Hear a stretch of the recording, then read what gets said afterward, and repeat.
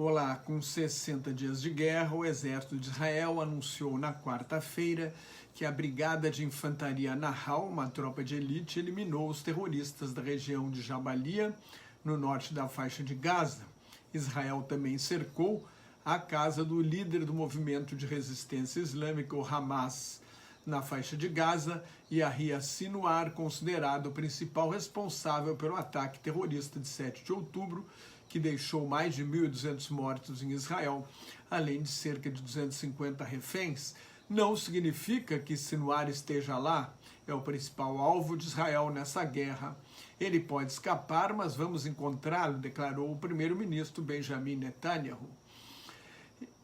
Sinwar nasceu e morava em Khan Yunis, a segunda maior cidade da faixa de Gaza, é a maior do sul do território palestino, cercada desde ontem por Israel, que já luta no centro da cidade, na batalha mais encarniçada da guerra até agora. Na Cisjordânia, mais 3 palestinos foram mortos. Assim, o total chega a mais de 460 palestinos mortos na Cisjordânia desde o início do ano e pelo menos 257 desde o começo da guerra. A Prefeitura de Jerusalém autorizou a construção de mais 1.738 unidades habitacionais no setor oriental de Jerusalém, o setor árabe de Jerusalém, ocupado na Guerra dos 6 Dias, em 1967, pertencia à Jordânia e depois anexado ilegalmente. Cerca de 220 mil colonos israelenses vivem no leste de Jerusalém, parte da Cisjordânia ocupada. Os rebeldes hutis, xiitas, zaiditas, apoiados pelo Irã na guerra civil do Iêmen, reivindicaram novos ataques a Israel e ameaçaram impedir a navegação de navios israelenses no Mar Vermelho e no Mar da Arábia até o fim do que chamaram de agressão contra nossos irmãos de Gaza. Israel declarou ter abatido um míssil terra-a-terra com escudo de defesa antiaéreo. Seria esse míssil vindo do Iêmen. 80 caminhões com ajuda humanitária entraram na faixa de Gaza na quarta-feira. A França vai enviar 600 toneladas de alimentos para os civis de Gaza. Israel autorizou a entrada de uma maior quantidade de combustível em Gaza para evitar uma tragédia humanitária ainda maior.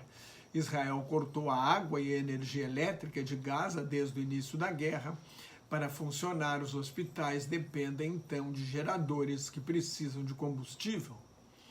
O Senado dos Estados Unidos não aprovou um orçamento militar extra de 106 bilhões de dólares, dos quais 61 milhões iriam para a Ucrânia e 61 bilhões para a Ucrânia e 14 bilhões de dólares para Israel. Os senadores republicanos querem dinheiro para reforçar a fronteira com o México, onde milhares de imigrantes tentam entrar ilegalmente nos Estados Unidos todos os dias. A ajuda deve ser aprovada e é fundamental para a Ucrânia.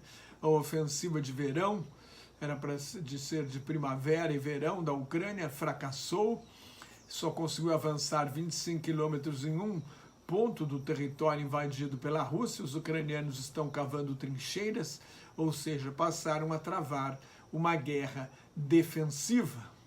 A Rússia ainda tem um grande contingente de reservistas que pode mobilizar em 2024 e a Ucrânia terá dificuldade para colocar o mesmo número de soldados no campo de batalha.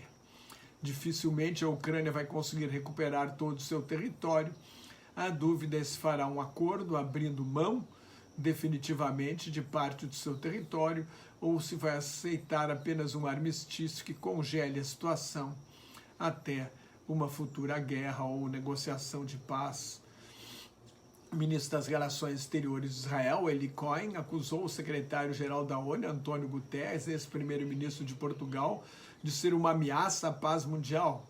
Guterres recorreu ao artigo 99 da Carta da ONU, que lhe dá o direito, dá ao secretário-geral o direito de chamar a atenção do Conselho de Segurança sobre uma questão que possa colocar em perigo a manutenção da paz e da segurança internacionais. E Guterres fez isso para pressionar por um cessar-fogo humanitário urgente. Para o chanceler israelense, o apelo a um cessar-fogo é um apoio ao grupo terrorista Hamas. O primeiro-ministro da Espanha, Pedro Sánchez, apoiou a carta enviada pelo secretário-geral ao Conselho de Segurança da ONU.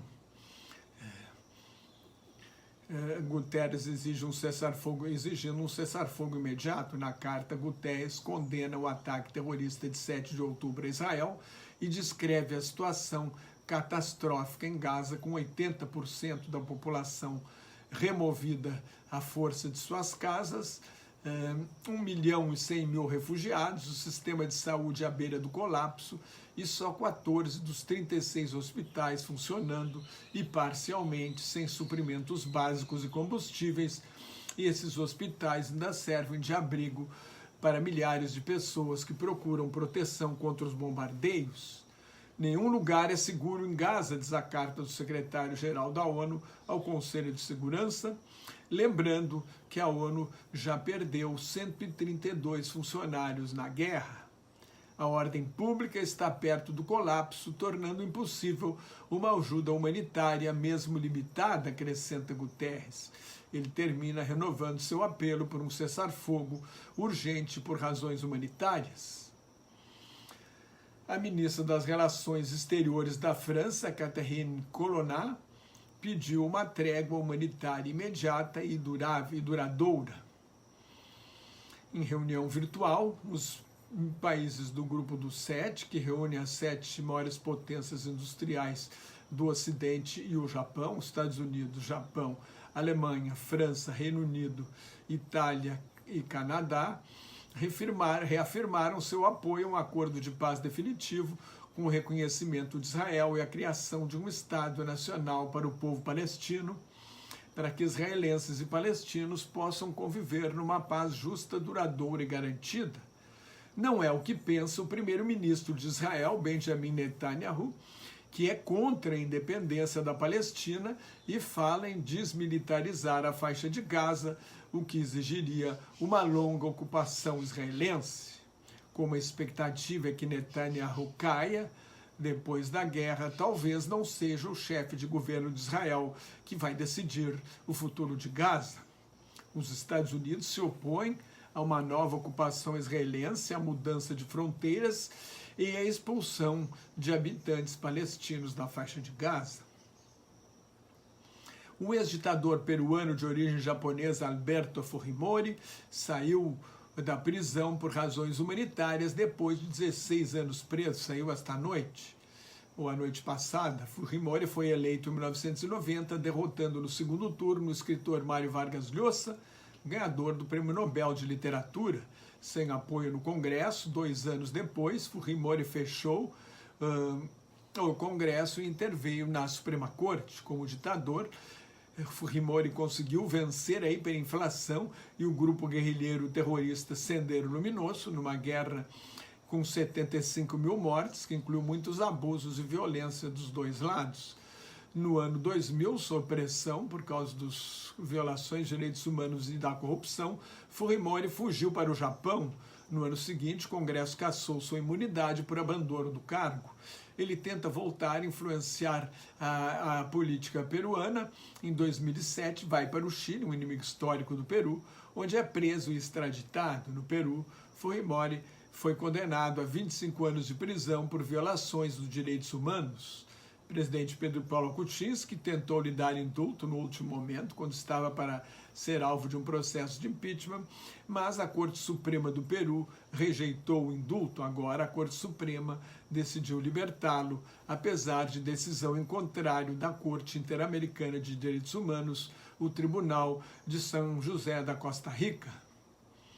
Apesar da prisão de Fujimori, o fujimorismo não acabou. Sua filha Keiko chegou ao segundo turno nas 3 últimas eleições presidenciais peruanas.